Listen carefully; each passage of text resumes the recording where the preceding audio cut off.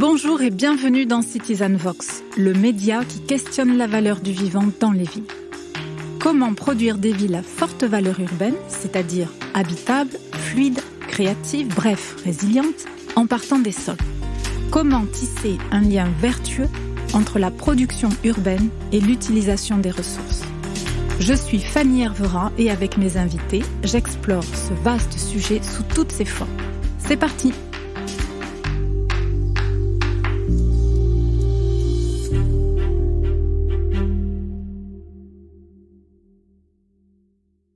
Bonjour à tous. J'ai aujourd'hui le plaisir de recevoir le sénateur du Vaucluse, Jean-Baptiste Blanc. Bonjour monsieur le sénateur. Bonjour. Alors je suis très heureuse de pouvoir échanger avec vous parce que vous vous êtes saisi du sujet, je vais y arriver, ZAN depuis le début, depuis longtemps. D'abord au titre de la Commission des finances, en juin 2022, vous avez été l'auteur d'un rapport sur les outils financiers pour soutenir l'atteinte de l'objectif ZAN. Puis, vous avez été rapporteur de la mission conjointe de contrôle sur la mise en application du ZAN qui a été créée en 2022, en septembre 2022. D'ailleurs, ce processus a abouti à la loi adaptation votée le 13 juillet 2023. On en parlera tout à l'heure. Elle propose des assouplissements avec quelques points emblématiques comme la garantie 1 hectare. Vous nous en parlerez. Mais d'abord, le ZAN depuis quelques semaines, alors même si le ZAN est problématique depuis le début, depuis le vote de la loi 2021, il est en débat. Et là, depuis quelques semaines, à nouveau, on sent un contexte politique tendu autour du sujet ZAN. Laurent Wauquiez, président du Conseil général de Rhône-Alpes, a relancé le débat en disant qu'il n'appliquerait pas la loi. Alors, monsieur le sénateur, que se passe-t-il au niveau local, au niveau des territoires? Qu'est-ce qui se passe avec les élus locaux?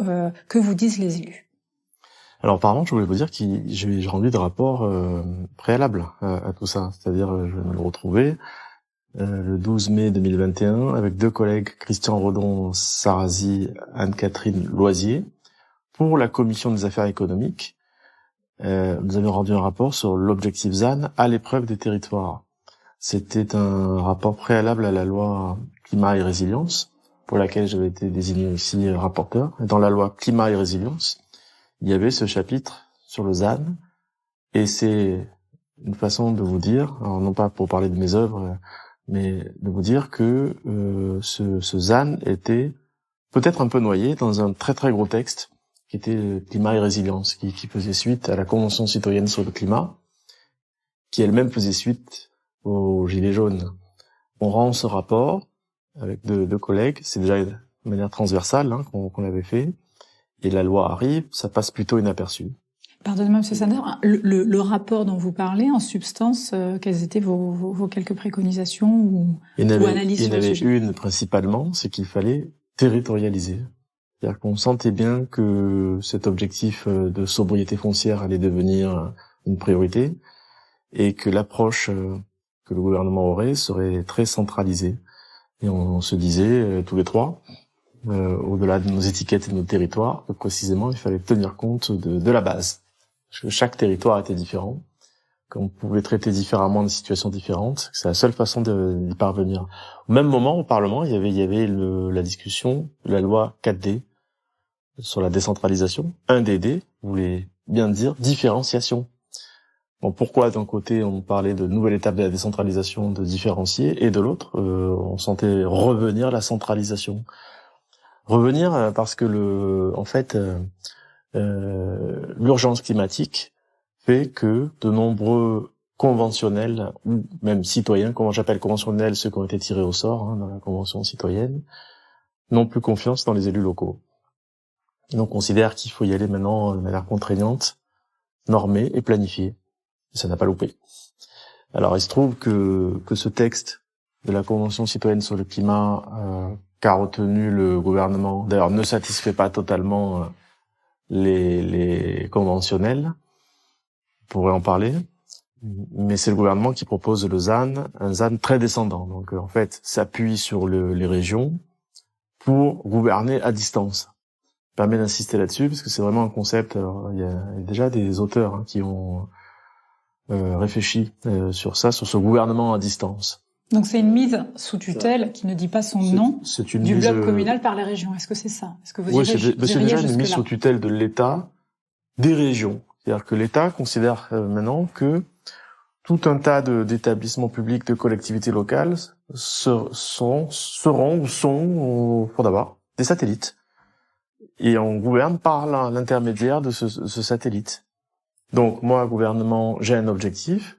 Je considère que moi, État, je suis le seul à le comprendre et à savoir ce qu'il faut faire. Je n'ai plus les moyens de porter des politiques publiques. Je m'appuie sur les régions, en l'espèce, pour porter cet objectif. Et à ces régions, je demande de s'appuyer sur leur SRADET, leur schéma régional, qui est une contraction de tout un tas de schémas régionaux en un seul. Je demande à leur SRADET de devenir de plus en plus normés. Donc, nous y avons vu là une forme de centralisme régional. Donc, que l'État exerce par la voie des régions. Et c'est une démarche extrêmement descendante. Alors, en fait, ce qui s'est passé, c'est que à l'Assemblée nationale, ils n'ont pas du tout eu cette approche-là. Ils ont plutôt voté des dérogations, à commencer par les grands projets d'intérêt national, d'intérêt régional, les zones de revitalisation rurale. Tout ça est très bien. Mais quand c'est arrivé au Sénat, j'ai commencé à travailler là-dessus dans la foulée de mon premier rapport.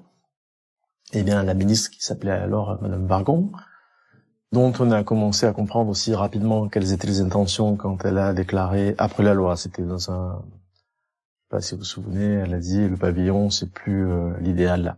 Ouais. Bon, on a commencé à comprendre où elle voulait en venir en fait. Donc quand elle arrive devant le Sénat, elle fait comprendre que n'accepterait pas d'amendement de plus pour déroger, comme l'Assemblée. Il y aurait eu plein d'amendements qui auraient eu leur place. Comment est-ce que moi, maire, je peux porter des objectifs de construction de logements sociaux, de production de logements sociaux, puisque j'ai une loi SRU extrêmement contraignante, de beaucoup d'élus qui sont en retard, qui paient des amendes, c'est intenable, et de l'autre, on les priverait de foncier. Comment est-ce que moi, maire, je suis dans un problème de reconquête de centre-bourg, cœur de ville, petite ville de demain, notamment, via la NCT, et on me prive de foncier. Oui, il y a c'est toutes ces contradictions bien sûr, qui auraient pu faire l'objet de dérogations. Sur le fond, vous êtes sur le fond de la loi ZAN, c'est-à-dire sur l'objectif de réduction de la consommation d'Enaf. J'imagine que vous êtes plutôt favorable. D'ailleurs, l'ensemble des élus sur l'objectif ne semble pas arc-bouter sur l'objectif, mais bien sur la mise en œuvre. Tout à fait. Alors justement, ce que pour finir mon propos, et je réponds à votre question tout de suite, mais c'est lié. Nous proposons non plus des dérogations, parce que nous sommes d'accord avec ça. C'est-à-dire que à force de déroger, on dévitalise la loi, le principe de la loi. Et donc on propose de territorialiser, c'est-à-dire que propose que chaque territoire, nous disons que les élus locaux ont bien compris depuis longtemps qu'il fallait être sobre. Deuxièmement, le sont la plupart du temps, quoi qu'on en dise, voilà. Et troisièmement, comme tous les territoires ne se ressemblent pas, qu'il faut avoir une approche au cas par cas, il faut leur faire confiance. Donc, on propose de territorialiser. Ça veut dire concrètement que nous avons fait voter un droit de proposition que devaient exercer les SCOT, c'est l'échelon qui avait été décidé. Chaque SCOT devait faire des propositions à chaque région. Avant le mois de février, ça a été prorogé jusqu'au mois d'octobre 2021, en vue d'une discussion. Et c'était à la région de ensuite faire des choix. C'est ça la territorialisation. Mais et en toile de fond, nous ne voulions pas que les régions deviennent planificatrices et qu'elles restent dans leur rôle de stratège, même si c'est la tendance, je trouve, donnée à la décentralisation et aux différentes lois et aux chefs de fila portés par la région sur l'aménagement. C'est quand même un peu l'histoire. Alors, c'est d'autant plus l'histoire. Effectivement, l'histoire, c'est que l'État désigne les régions comme chefs de file sur le ZAN, donc l'urbanisme. Ensuite, ce sera l'eau. Ensuite, ce sera le logement, au motif de planifier. Alors, pour répondre complètement à votre première question, tout le monde est pour la sobriété foncière, tout le monde est contre l'étalement des villes, tout le monde est pour mieux construire, tout le monde est pour des villes plus belles, des entrées de villes plus belles, pour végétaliser, désimperméabiliser, pour la multifonctionnalité, tous pour. Et moi le premier, je me souviens comme jeune lycéen, j'allais de ma ville de Cavaillon à Avignon en bus tous les matins, et je voyais, c'est horrifié, des zones commerciales à perte de vue autour d'Avignon. c'est laid, c'est inutile, et c'est un crime contre le paysage et surtout le territoire. Ça a tué tous les commerces de centre-ville. J'ai imprégné, moi, de ça. Parfois des lotissements mal pensés, qui, pareil, défigurés, déséquilibrés les territoires. On est tous imprégnés de ça. On assiste aussi, en général, on assiste en ce moment à un retour à la terre, au foncier. On veut des terres agricoles, on veut de l'autonomie alimentaire, on veut un retour à la nature, on veut à la biodiversité. On est tous imprégnés très imprégnés même de tout ça. Mais je suis contre la méthode. Donc, il faut qu'on fasse confiance aux élus locaux. Parce que seuls les élus locaux pourront réussir à atteindre cet objectif. Ça n'est pas 4, 5 hauts fonctionnaires des ministères et du secrétariat général à la planif Matignon qui vont expliquer la vie à des milliers d'élus locaux. Parce que c'est les élus locaux qui sont dans la sobriété, dans la transition écologique. Il faut leur faire confiance. Ça n'empêche pas de se donner des rendez-vous pour savoir qui consomme quoi, où on en est, comment on s'y prend. Ça, c'est la première approche. La deuxième approche, on en parlera sans doute tout à l'heure, c'est qu'il faut des outils. Donc il faut de la confiance, il faut du temps, il faut des outils, il faut des financements, il faut des fiscalités, il faut tout ça. Oui, on va en parler. Au lieu de pondre des normes tous les jours qui sont d'une complexité absolue, dont on sait pertinemment que pas tout le monde pourra les appréhender parce que pas tout le monde n'a de l'ingénierie, par exemple. C'est sans doute le but. Donc, ce que vous nous dites, c'est que finalement, le ZAN, c'est un problème de décentralisation, c'est un problème de rapport, de relation entre l'État et les collectivités locales qui finalement se distendent de plus en plus et où on a un gouvernement, un État du moins, qui prend de plus en plus des positions de recentralisation et des collectivités locales qui ne s'y retrouvent plus, qui ont de moins en moins de marge de manœuvre pour travailler et qui se retrouvent plus dans la place finalement qu'ils ont à jouer dans l'aménagement de manière générale et dans le développement des territoires. C'est ça que vous nous dites, que le ZAN cristallise finalement ces sujets. Est-ce que c'est la raison de la prise de position un peu quand même, enfin en tout cas elle a fait du bruit, de Laurent Wauquiez qui dit qu'il n'appliquera pas le ZAN. Est-ce que c'est pour cette raison? Oui, sans doute. Alors, moi, je suis en désaccord avec Laurent Wauquiez sur le timing qui a été le sien, c'est-à-dire dire ceci, qu'il y a de la colère sur le ZAN au moment où la loi vient d'être votée, le 20 juillet, et les décrets allaient sortir. Voilà. C'est pour ça que au Sénat, on prend un petit peu plus de temps et qu'on pense qu'il va falloir mettre à plat tout ça dans une mission de suivi qui va être lancée en début d'année 2024. Pour autant, Laurent Wauquiez n'est que le porte-parole de territoires qui se sentent déjà perdants du ZAN. Il y a un sujet, malgré tout, quoi qu'on en dise. Et moi, je sais bien ce que je dis aussi. En fait, on dit la même chose. On dit que si on veut atteindre cet objectif, il faut faire confiance aux élus, et il faut adapter la règle au territoire tout en donnant les moyens. Parce que quand nos concitoyens vont comprendre vraiment de quoi il s'agit, eh bien, c'est gilets jaunes x2 ou x3, cette affaire. Quand une grand-mère qui souhaite faire une donation d'un terrain à son petit-fils pour le loger va comprendre que c'est plus possible du fait du ZAN. Qu'un maire d'une petite commune va comprendre qu'il peut plus construire une nouvelle école ou avoir quelques pavillons pour accueillir quelques familles et sauver son école, etc. Quand il comprendra que ça ne sera plus possible du fait du ZAN. Je vous laisse imaginer la colère. Et puis, qui va être en première ligne? Encore les élus locaux. Et pas l'État. Donc on alerte simplement sur ce risque qui est phénoménal. En plus, au-delà de nos positions politiques, la crise sanitaire a fait que on a quitté les villes pour venir vivre dans les campagnes, souvent. Et c'est une très bonne chose. Ensuite, ces campagnes sont aujourd'hui équipées en très haut débit. On peut télétravailler partout. C'est une chance pour les élus. Quand on regarde, il y a des cartes qui sortent en ce moment du CEREMA, notamment sur la consommation de foncier depuis 10 ans. On constate que il y a des régions, notamment celle de Monsieur Wauquiez, où on n'a pas beaucoup consommé, contrairement au reste du pays. Donc, je peux accueillir de nouveaux habitants, je peux consommer de foncier, je peux télétravailler, donc j'ai encore quelques marges de manœuvre. En fait, ça consiste à dire, notre position sénatoriale, que il y a bien des endroits où il faut arrêter le pavillon, ce qu'il y en a trop eu. Il y a des endroits où on peut encore un peu en faire différemment, bien sûr, sur des manières mieux pensées. Il y a des endroits où on peut densifier et il y a des endroits où il faut arrêter de densifier. Il y a des endroits où on ne peut pas densifier. On va pas faire des immeubles dans des villages classés comme on en a des milliers. Il y a des endroits où on ne peut pas densifier parce qu'il y a des contraintes de sécurité, donc d'inondation ou par exemple le PPRI, documents. Donc tout n'est qu'à faire de cas par cas. Donc c'est faire du sur-mesure à chaque fois. Du sur-mesure, de la dentelle, voilà. Il y a même une étude de la PUR, une agence parisienne d'urbanisme, qui démontre que le pavillon est encore une réponse très attendue par les concitoyens et un élément d'attractivité des territoires. Voilà. Alors bien entendu, il faut arrêter ce pavillon trop grand avec 3 voitures, les mouvements pendulaires, une piscine, tout ça n'est plus dans l'air du temps, bien sûr.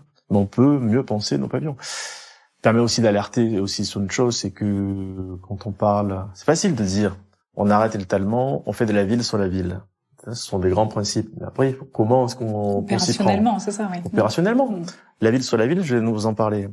Mais la densité peut aussi poser des problèmes réels. C'est-à-dire, concrètement, on a le décret qui vient de sortir sur la définition de l'artificialisation qui considère que les stocks de foncier sont à trouver dans les jardins pavillonnaires. Concrètement, qu'il faut faire du pavillon sur le pavillon. Il faut subdiviser pour faire du pavillon sur le pavillon. Si ça n'est pas Bimby et autres techniques, des tas d'ateliers qui sont très innovants là-dessus, sur la densité douce, transparente, concertée, participative. S'il n'y a pas tout ça, ça va mal finir. J'ai participé à un congrès d'experts fonciers il n'y a pas très longtemps au Palais des Papes dans ma ville d'Avignon, qui m'ont alerté sur l'explosion des cas de troubles anormaux de voisinage. À un moment, si on a du pavillon sur le pavillon mal pensé, moi j'ai vu des cas où on peut à peine rentrer chez soi, on a perdu la lumière, l'ensoleillement, et on finit par se taper dessus. De la densité, je vais pas caricaturer et dire regardez ce que ça donne dans la crise des banlieues, la énième crise qu'on a connue, c'est un peu la crise de la densité aussi. Faut faire attention à tout ça. Et quand on dit aussi rendre des terres à l'agriculture, il va falloir travailler ça, et rendre des terres à la nature. On a un règlement européen qui va arriver maintenant sur la biodiversité. Outre qu'on ne sait toujours pas comment la France va le transposer, eh bien, moi je dis simplement, ça va être la même chose, ça aussi. C'est les élus locaux qui vont porter la biodiversité. Et les aménageurs, par ailleurs. Qu'est-ce qu'ils ont comme calendrier proposé, comme méthode, comme outil, comme financement? Bien sûr. Rien. Ouais, tout à fait. Il va falloir tout inventer. Là aussi, tout inventer. Et je suis très inquiet. Alors, si on résume notre histoire, on propose de territorialiser au moment de climat résilience. Ça ne marche pas. Faut dire les choses, ça n'a pas marché. Pourquoi? Parce que les préfets, pas voulu, ou n'ont pas pu, n'ont pas voulu accompagner les élus locaux. Préfets n'ont pas pu, ça veut dire n'avaient pas eux-mêmes les outils moyens, et l'ingénierie, pas voulu parce qu'il y a un réflexe centralisateur toujours. C'est très étonnant de voir comment, quand une haute administration ne veut pas d'un texte, fût-il une loi, se débrouille pour ne pas l'appliquer. C'est ce qui a donné lieu à la commission spéciale. Il y a une très grande colère de toutes parts, tous bords confondus, qui a permis ce nouveau texte voté au mois de février 23 par plus de 300 sénatrices, sénateurs, 2 mois plus tard, par plus de 400 députés, par les temps qui courent, je laisse méditer, 700 parlementaires qui votent la même chose, une loi d'accompagnement du ZAN, ça en dit long sur la soif de solutions. Bien sûr. J'ai fait un tour de France sur le sujet, 60 départements, je vais aller partout quasiment. Eh bien, j'ai surtout vu ça. Tout le monde pour une sobriété, mieux faire, mais tout le monde très inquiet parce que pas d'outils et de moyens. Et alors effectivement, cette loi, c'est ça. Mais c'est qu'une première étape. On n'a pas la prétention de régler tous les sujets. Justement, sur la loi 2023 d'adaptation, est-ce que vous êtes, qui fait donc suite à la mission de contrôle, c'est ce que vous énonciez. De manière générale, quand même, vous êtes satisfait? Est-ce que les éléments que vous aviez portés au moment de la mission de contrôle se retrouvent quand même de manière majoritaire dans la loi ou pas? Et sinon, quels sont les angles morts encore à traiter? Eh bien, satisfait. Vous savez, en ce moment, il y a une CMP, une commission mixte paritaire, qui fait parler d'elle sur un autre sujet. Oui. C'est aussi une CMP qui a donné lieu à la deuxième loi sur le ZAN. Donc c'est comme tous les compromis. Tant que c'est pas de la compromission, tout va bien, mais c'est un compromis, c'est-à-dire, voilà, tout le monde sort frustré. Les ONG d'une part, les aménageurs d'autre part, et les élus un peu entre deux, voilà. Alors pour autant, voilà, nous voulions quoi? Nous voulions que les régions et les territoires discutent un an de plus, qu'on réouvre les discussions, non plus qu'elles n'avaient pas eu lieu. Bon, à l'arrivée, c'est 7 mois. Bon. Ça vaut ce que ça vaut. Nous aurions voulu que les SRADET, les fameux documents régionaux, qui intègrent le ZAN de manière normée, avec des fascicules réglementaires dans le cadre d'un rapport de compatibilité, c'est un peu de technique juridique, nous aurions aimé que on oublie les fascicules réglementaires, que ça reste des documents d'orientation et de stratégie. Néanmoins, il n'y a plus d'objectifs chiffrés. Il y a plus d'objectifs chiffrés. À l'arrivée, c'est à la carte. C'est dans un décret. Un décret, ça vaut ce que ça vaut. Je me permets de vous rappeler que Madame Vargon nous avait laissé des petits cadeaux d'adieu, des décrets qui, pour nous, avaient tendance à revenir sur ce que nous avions voté, ce qui avait donné lieu à un contentieux devant le Conseil d'État, de la part de l'Association des maires de France. Un de ces contentieux a prospéré. Donc c'était pas totalement inutile d'exercer ces recours. Donc nous aurions voulu que ce soit un document d'orientation, c'est de la planification à la carte, en fait. On va voir comment ça atterrit. Nous avons voulu, et ça marche, qu'il y ait une gouvernance du ZAN. Donc, en fait, c'est une conférence ESCOT élargie. En clair, que les élus soient autour de la table. Que l'État ne soit pas seul à appréhender le ZAN, ses grands projets, ses projets d'intérêt régional, et tout le reste. Donc, conférence régionale du ZAN. Là, c'est plutôt positif. Je vous ai entendu prendre une position sur la question de la COP, qui pourrait être une concurrence, ou en tout cas écraser la question de la conférence ZAN. J'allais y venir après, mais moi, ça m'interroge beaucoup. Et évidemment, je suis d'accord avec l'objectif d'avancer sur tous ces sujets, d'avoir des indicateurs, mais très perplexe sur la méthode. C'est-à-dire qu'on a un secrétariat général pour la planification environnementale qui installe des COP régionales partout, en ce moment, dans chaque région, chaque jour. Jeudi, ce sera en Auvergne-Rhône-Alpes, par exemple. Ils ne sont jamais venus une seule fois devant le Parlement, dire qui ils sont, ce qu'ils veulent faire, et comment, et pourquoi. Voilà. Je trouve ça un peu étonnant.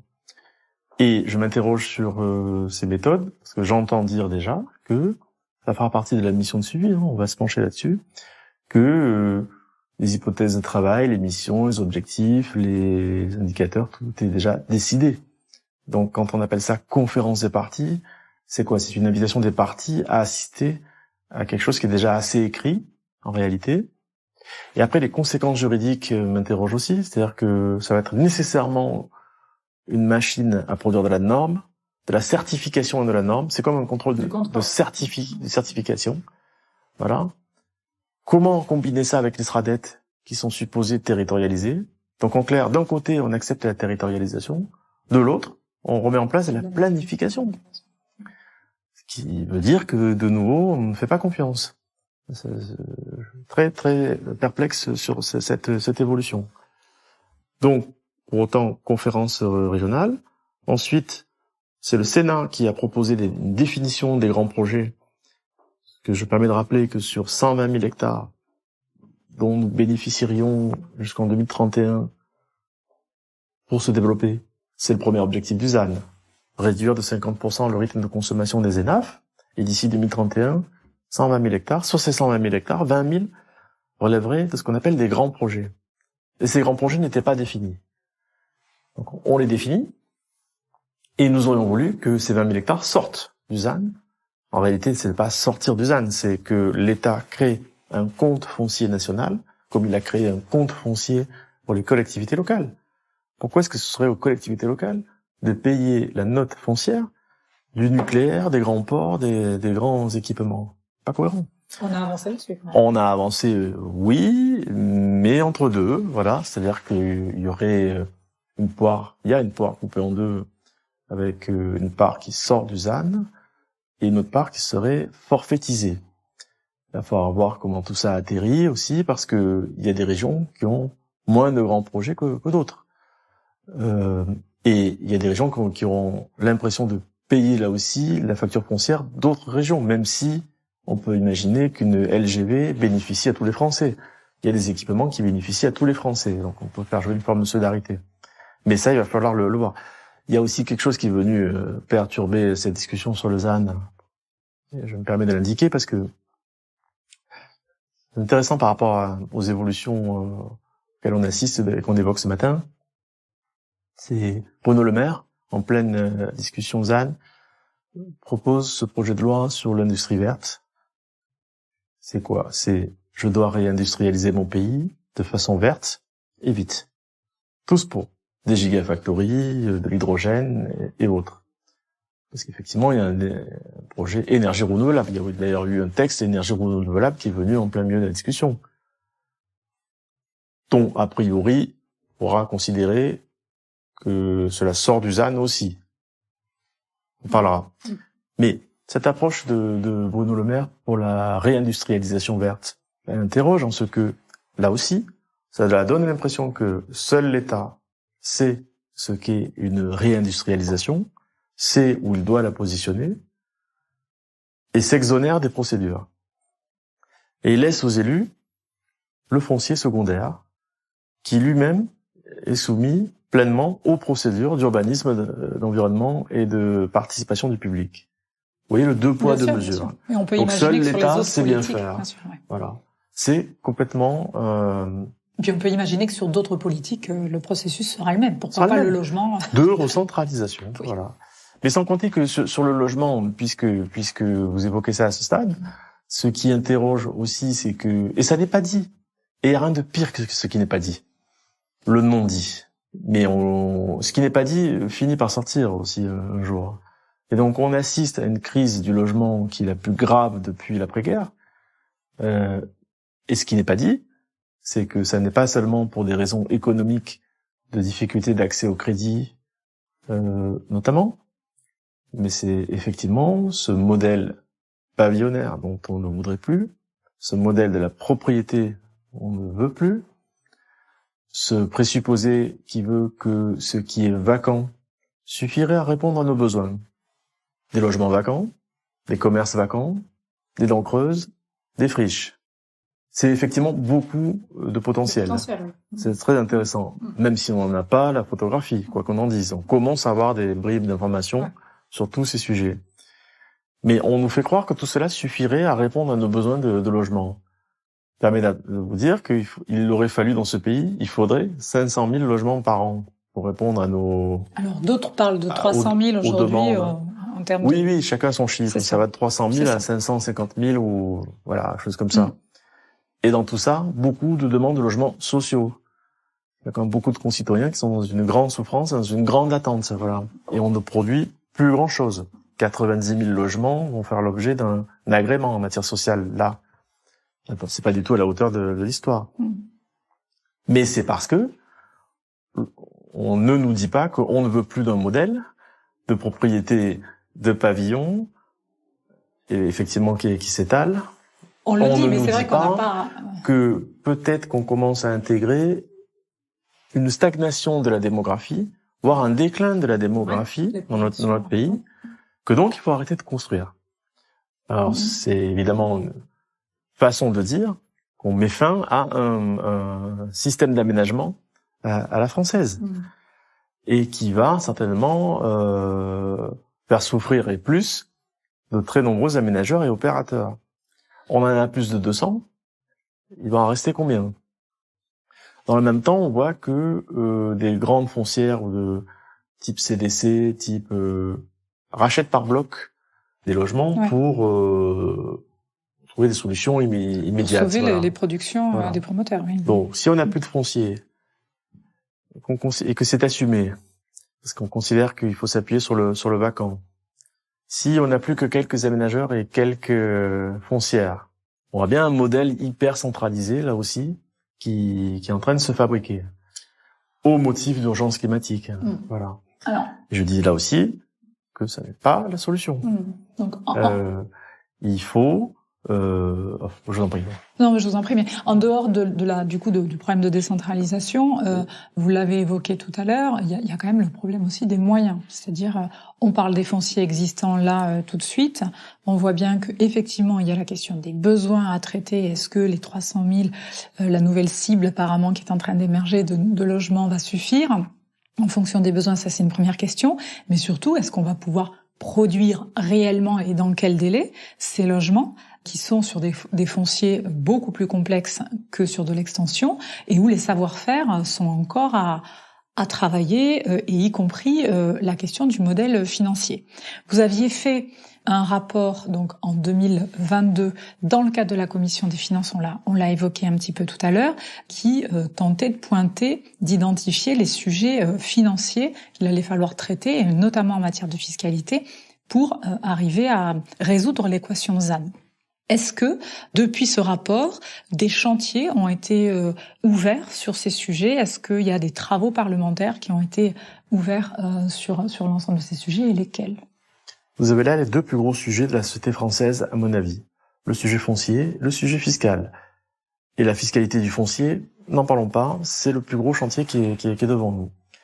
Alors, on a, par la commission des finances, saisi la Cour des comptes par son conseil des prélèvements obligatoires, il y a plus d'1 an, pour poser la question de savoir si, à tout hasard, la fiscalité locale ne serait pas artificialisante, et donc pas forcément en cohérence avec les nouveaux objectifs de la loi. Réponse, plutôt oui. Plus j'avais d'habitants, plus j'artificialisais et j'avais de recettes. C'est un peu ça l'équation. Deuxième question, est-ce qu'on ne pourrait pas toiletter les impôts et taxes existants, comme taxes d'aménagement, DMTO, taxes sur les locaux vacants et autres, est-ce qu'on pourrait pas toiletter ces impôts et taxes pour tenir compte des nouveaux objectifs, partant du constat ou de l'idée que nouvelles compétences aux collectivités locales, nouveaux financements, nouvelle fiscalité, et à un moment où la fiscalité locale disparaît. Plus de CVAE, plus de taxes d'habitation, plus que des dotations. Ça ne s'appelle pas de la décentralisation, voilà, parce que la décentralisation, c'est l'autonomie financière et fiscale. L'autonomie financière et fiscale, ça veut dire avoir une part prépondérante de ressources propres. C'est pas la même chose si j'ai mes propres impôts que d'avoir des dotations, d'être sous perfusion d'un côté, responsable et digne de l'autre. Voilà. Dans les critères, mon idée, c'est qu'il y a une nouvelle compétence imposée aux collectivités, le ZAN. Il faut une nouvelle fiscalité et plus verte, et qu'on retrouvera de la décentralisation et de l'autonomie financière. Donc, il faut une fiscalité locale verte. Voilà. C'est simplement ça mon idée. Donc, le rapport propose des premières pistes sur des MTO, taxes d'aménagement et autres. Un amendement aurait pu être déposé là à travers ce PLF sur le sujet qui vient du président de la commission de développement durable à l'Assemblée, Jean-Marc Zulesi. C'était très intéressant, mais le contexte n'a pas permis de le reprendre au Sénat. Mais concomitamment à la mission de suivi sur le ZAN, il va y avoir une mission d'information sur le volet fiscal qui va être remise en place au mois de janvier pour faire des propositions assez rapidement. Alors ces propositions, autour de quoi elles pourraient tourner? Autour de la question foncière. C'est-à-dire que il y a effectivement un foncier qui va être plus rare, plus cher. Il faudra aider les élus à le porter. Ça, c'est la partie EPF. Mais sur le volet fiscal purement, il faudra peut-être, sans doute, voir comment on peut inciter les propriétaires à libérer ce foncier qui ne serait pas frappé par le ZAN. Donc c'est des comportements de rétention sur lesquels il va falloir se pencher. Vous avez un rapport du Conseil des prélèvements obligatoires, un autre, qui sort aujourd'hui sur le logement, qui précise quand même, profite de le dire, que la fiscalité du logement, c'est 90 milliards de recettes. Ça en coûte 40. Donc on voit que l'État a quand même un delta intéressant, mais et qui pointe le fait que la fiscalité de la détention, de la rétention même, est à revoir.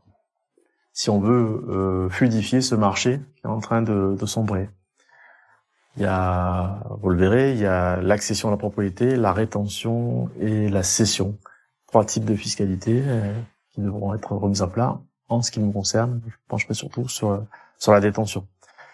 Ensuite, il y a quelle fiscalité pouvons-nous imaginer pour le maire qui densifie, ce qui est vertueux selon la loi, et contre celui qui s'étale. Alors, la fiscalité de la densité est totalement à réinventer. Alors, il y avait par le passé, par exemple, un versement pour sous-densité. Alors, je suis maire, j'ai des possibilités réglementaires, mais je ne vais pas au bout de ces possibilités réglementaires de densifier. Pour plein de raisons. Parce qu'il y a des recours, il y a un contexte social, politique compliqué qui empêche le maire de faire. Mais on pourrait imaginer une forme d'incitation à le faire et un partage de la valeur entre les communes et les aménageurs. Ce genre de sujet, on va regarder de près.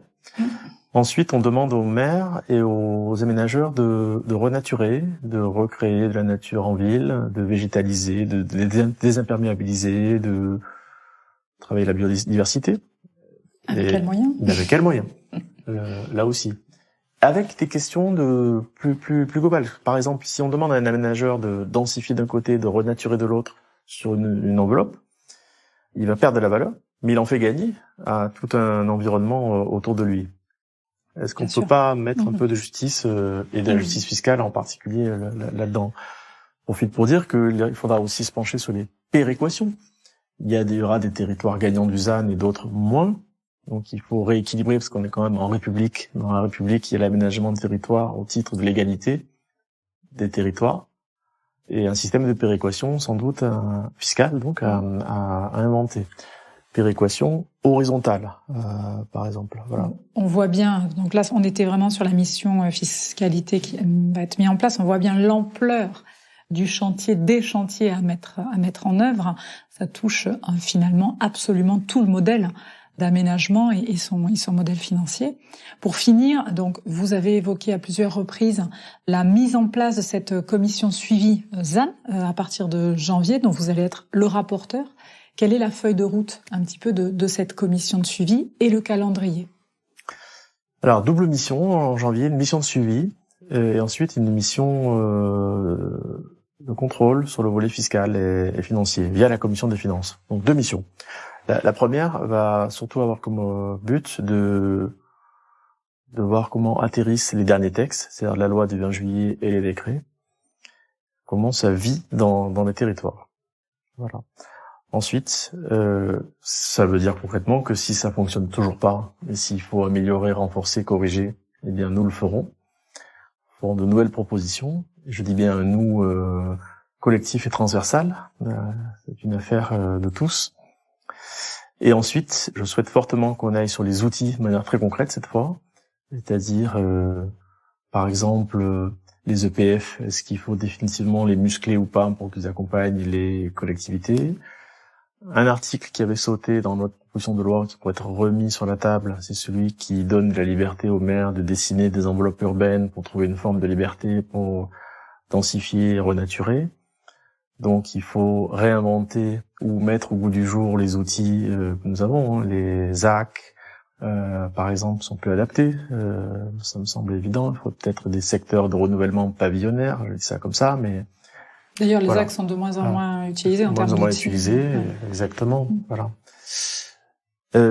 Et puis, que l'on se penche ensuite, troisièmement, sur précisément la biodiversité, la renaturation, les îlots de fraîcheur, les îlots, la nature en ville, comment tout ça se vit, se porte, et quels outils et quels financements également, d'autant plus à un moment où il y a un règlement européen sur la biodiversité et la santé des sols qui va obliger la France à transposer assez rapidement.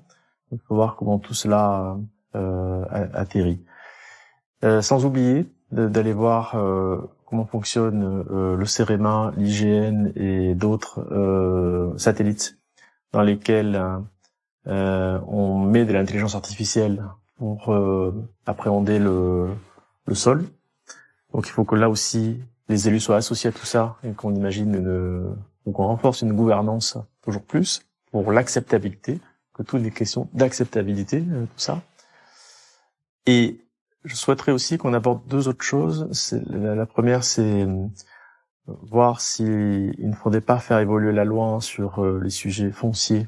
Donc la grande loi foncière qu'on attend depuis longtemps, ce qui s'impose pas cette fois, mais il faudra se revoir. Et sur l'eau également, un moment où on n'a jamais autant posé question. Et en ce qui concerne le ZAN, on voit bien les derniers événements d'inondation dans le nord de la France notamment. On voit bien cette eau qui n'est pas absorbée par la terre et qui dévale. Tout ça interroge aussi. Sans oublier, j'ai sollicité du Sénat des études sur le sujet, d'avoir une approche comparée, voir un peu comment ça se passe ailleurs, le sujet de la sobriété foncière, du ZAN. Est-ce qu'il y a un ZAN européen qui peu à peu émerge ou pas? Voir comment s'y prennent les pays voisins. Et dans cela, voir quelles sont les expériences intéressantes, innovantes sur le sujet. Est-ce qu'il y a de la ville sur la ville réussie ailleurs? Est-ce qu'il y a des reconquêtes de la nature et de l'agriculture réussies ailleurs? Et avec quel outil, avec quel financement? Il n'est jamais mauvais de voir comment ça se passe ailleurs, de voir quelles sont les expériences qui ont réussi. Moi, je crois surtout à ça, en fait. C'est vrai que le foncier, là, vous parlez de l'agriculture, mais le foncier agricole est quand même, je trouve, un angle mort. Je ne sais pas si c'est le bon terme, mais le foncier agricole est un petit peu à cheval et peut être une contradiction même dans le cadre du ZAN. C'est-à-dire que on sait bien que le foncier agricole est un foncier très artificialisé malgré tout aujourd'hui. Voilà, c'est un fait. En même temps, on essaye de préserver ces espaces agricoles et finalement même d'étendre, c'est-à-dire de faire de l'étalement d'espaces agricoles. Et en même temps, il va falloir traiter cette question de l'artificialisation des sols par l'agriculture en passant par un modèle de transition agricole. Voilà.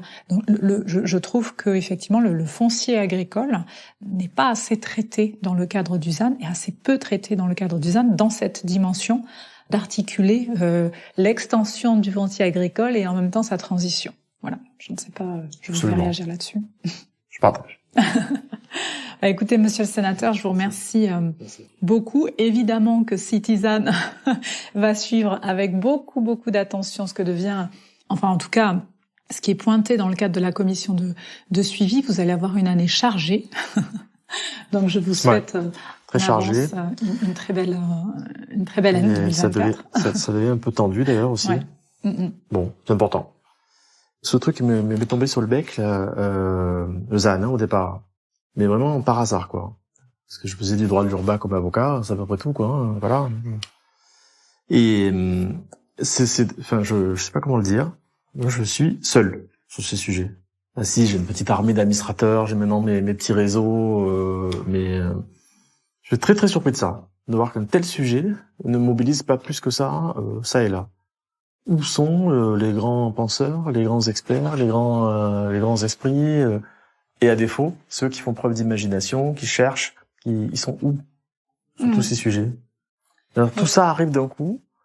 Par contre, les planificateurs, eux, ils savent faire. Planifier, normer, c'est très simple.